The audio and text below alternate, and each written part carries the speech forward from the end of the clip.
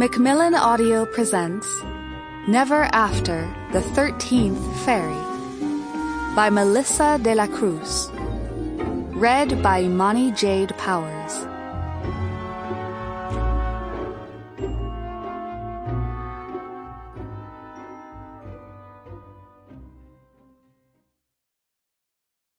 Prologue.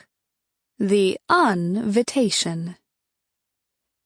Once upon a time, in the days of old, 11 fairies gathered at court before a child to hold. Only 11, for the 12th was dead, and the 13th was missing.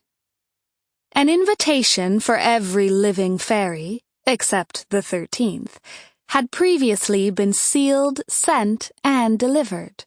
A formal request to come forth and bless the sweet, newborn princess.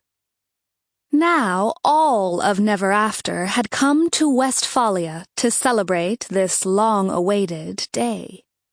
Creatures old and new, of every height and hue, from towering dragons, their armored scales glittering gold and green, to warty goblins and rambunctious dwarves. There were garden gnomes seated on toadstools, and tiny pixies fluttering their dragonfly wings, slender forest sprites and weathered crones. There were merchants and farmhands, milkmaids and page boys. There were grand dukes and great ladies, and too many onlookers to count. For a collective breath had been held in the kingdom for countless nights, countless souls wishing upon countless stars for the overall health of every perfect petite finger and toe. It was time to exhale.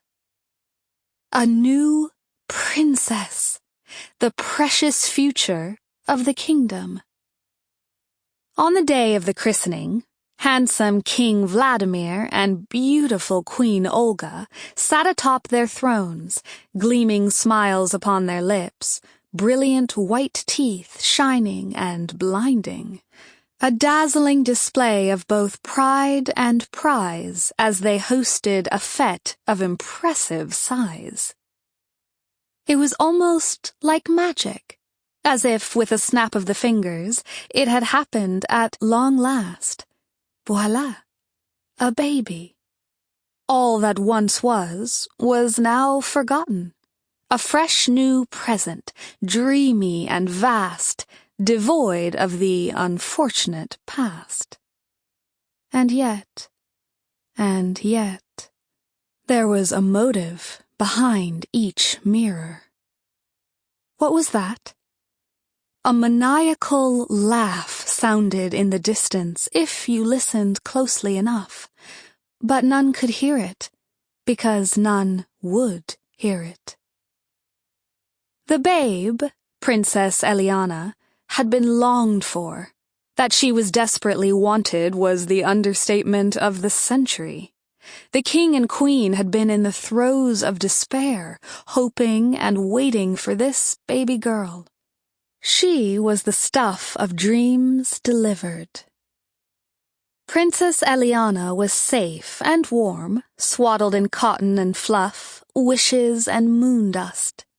She'd received a kind glance from every assembled guest, and each passing moment was its own tiny and fleeting miracle.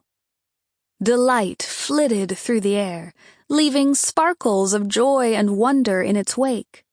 It was universal bliss to leave a kiss upon the little darling's fingertips. But something was amiss. Something, yes, something indeed, was peculiar. None could pinpoint it or examine it in depth. No one wanted to look through the thin lace veil. Sample complete. Ready to continue?